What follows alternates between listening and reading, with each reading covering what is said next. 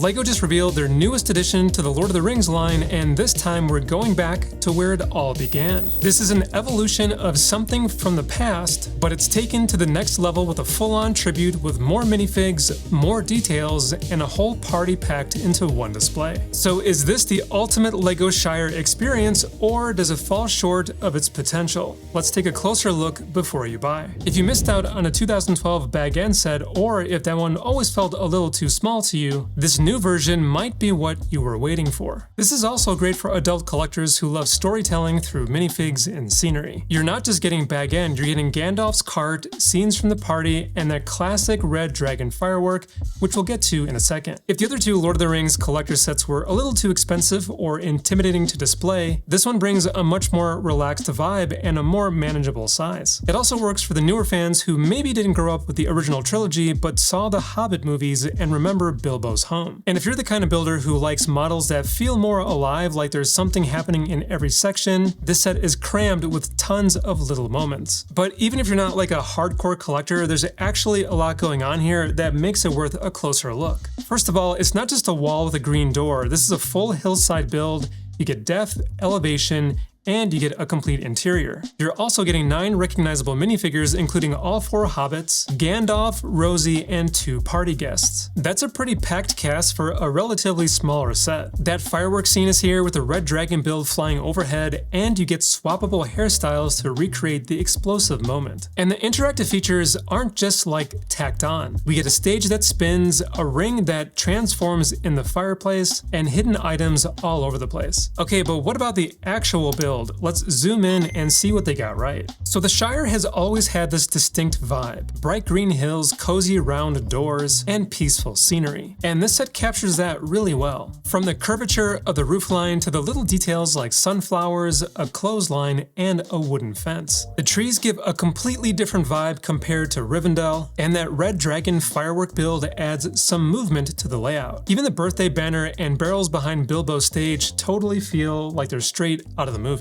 If you look closely, even the windows mimic the look from the films. And yes, the door does open. The outside looks great, but wait until you see what they packed inside. So we have a lot going on here, and let's go room by room. Inside, you've got Bilbo's writing desk with the book that you would expect, and we've got a dining area along with a fireplace. We even get the teapot, which is a nice reference. There's even a little map on the table, which is super cool. I mean, that hints at Bilbo's adventures. Such a cool detail. And as we look even closer, you'll spot even more Easter eggs. The entire build is open-backed just like the other 2 collector sets, so it's designed for both display and interaction. And the pavilion over here brings even more of the festive vibes. Even Gandalf's cart is included, which is totally loaded with fireworks. Thankfully, we get this with the set, and it wasn't a part of some, like, early order bonus. And speaking of Gandalf, let's check out the characters a little closer because this wouldn't feel complete without the right details and the right ones. You've got Bilbo and Gandalf, obviously, and both look great and fit right into this version of the Shire. The 4 hobbits are all here. We have Frodo, Sam, Merry, and Pippin. Each one is pretty easy to tell apart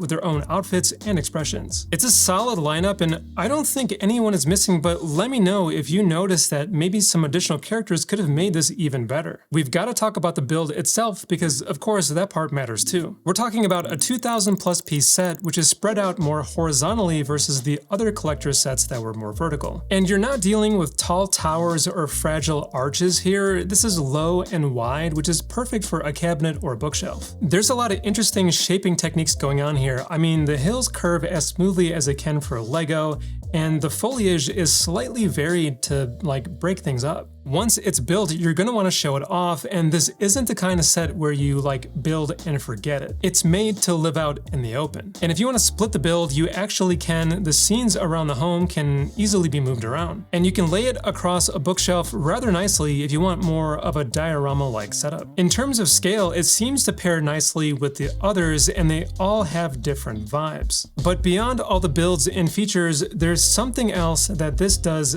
very well. This leans very hard into nostalgia, and I think that's the point. I mean, we have the tree with hanging lanterns, the birthday cake, and Bilbo's speech platform. It's one of the warmest scenes in the trilogy, and this build absolutely captures that feeling. And the red firework dragon above just brings in that movement and energy. I mean, it reminded me of when I was terrified of that thing in the theater, and that's awesome. Like with a ton of LEGO sets, you're basically building a memory here. And this is a set where the vibe is the point, and honestly, that's what makes it special. And after going through all of this, there were a few moments that actually surprised me in a good way. I'm honestly surprised that Gandalf's cart wasn't a separate bonus gift. It's fully integrated into the set, and that alone feels like a win. Secondly, the size of this feels much bigger than I expected. I mean, at a quick glance, it looks like just a single hillside, but when you set it up, it sprawls out and fills the space pretty well. And to that point, they didn't just include Bag End. I mean, you have the whole party here, there's characters everywhere,